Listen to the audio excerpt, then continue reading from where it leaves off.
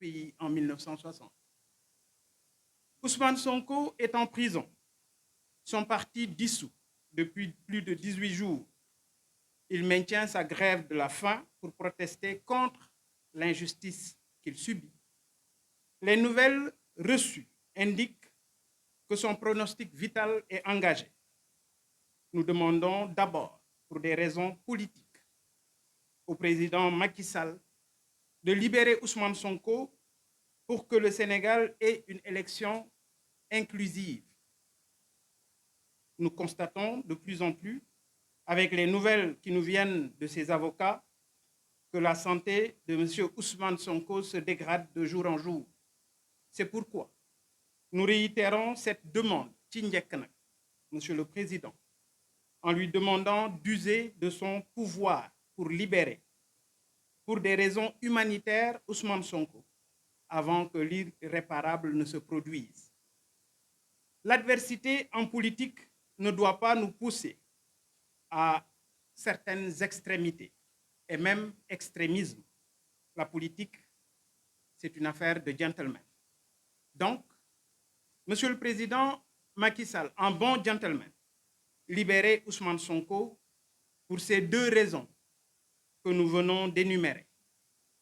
Nous formulons les mêmes, ou j'allais dire la même demande pour Cheikh Bara Ndiaye, pour Bassirou Diomaye Faye, Amidia, Djamil Sané, Kaba Diakité, Falilou Keïta, Pape Abdoulaye Touré, Hannibal Djim, Cheikh Oumar Diagne, Karim Xurum Xaq, Nit Dof, et aussi pour Oustaz Assane Seck de Sen TV. Ainsi, nous demandons l'accélération des procédures concernant tous les autres détenus dont je suis persuadé qu'ils seront libérés par la justice sénégalaise, étant donné qu'aucune charge sérieuse ne pèse sur eux. Pour ce qui concerne le coût de la vie, malheureusement, malgré les promesses politiques du président Macky Sall de mettre fin à la flambée des prix qui affectent durement la vie de nos concitoyens, les gourgourlous ne savent plus où donner de la tête. Les baisses annoncées ont paradoxalement entraîné une flambée des prix des denrées de première nécessité. Il en est de même des prix du loyer.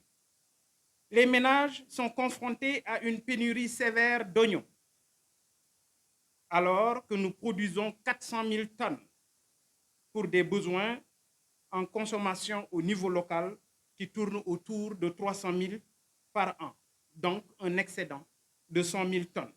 Mais hélas, une bonne partie de cette production pourrit entre les mains des vaillants agriculteurs.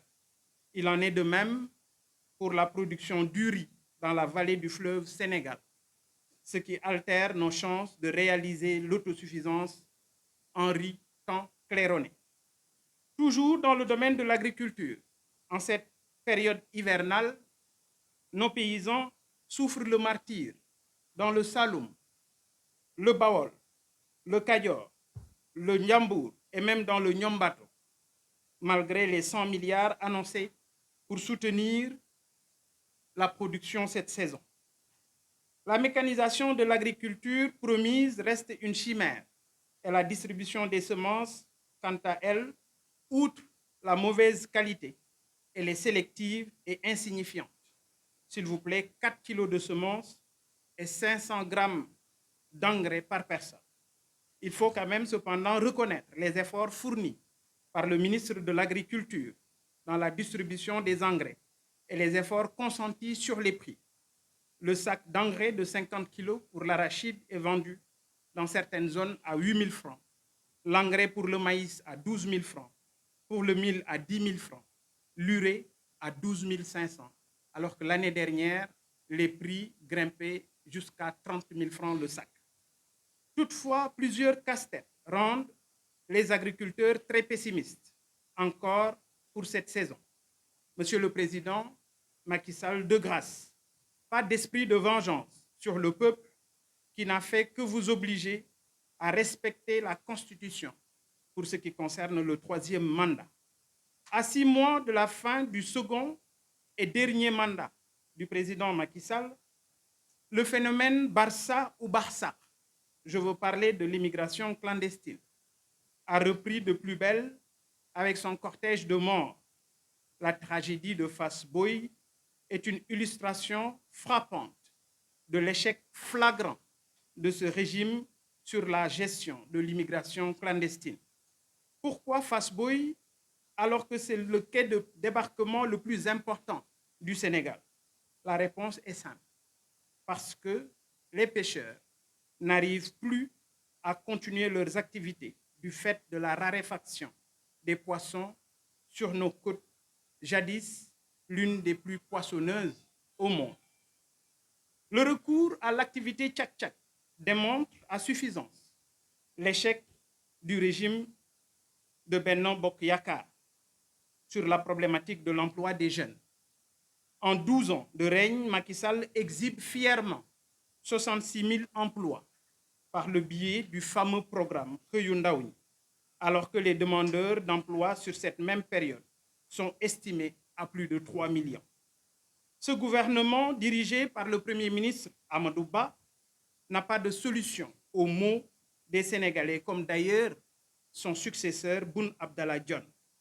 Pour juguler la question de l'emploi des jeunes à notre niveau, c'est-à-dire au niveau du mouvement Gëm Sa Bopp, pour nous, il urge, dans un premier temps, d'accélérer le développement des zones rurales par la mise sur place ou la mise sur pied de coopératives d'agriculteurs dans chaque commune rurale afin de motoriser les outils de production, maîtriser la chaîne de valeur avec une industrialisation légère pour la transformation de la production sur place.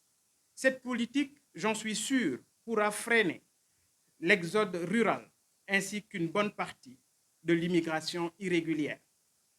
En zone urbaine, la formation technique, l'auto-emploi, la promotion de l'entrepreneuriat par des structures indépendantes et transparentes, la mise en place d'un programme de réintégration des migrants, l'amélioration des conditions de vie des Sénégalais en général, voilà une batterie de mesures à prendre en urgence pour sauver le Sénégal.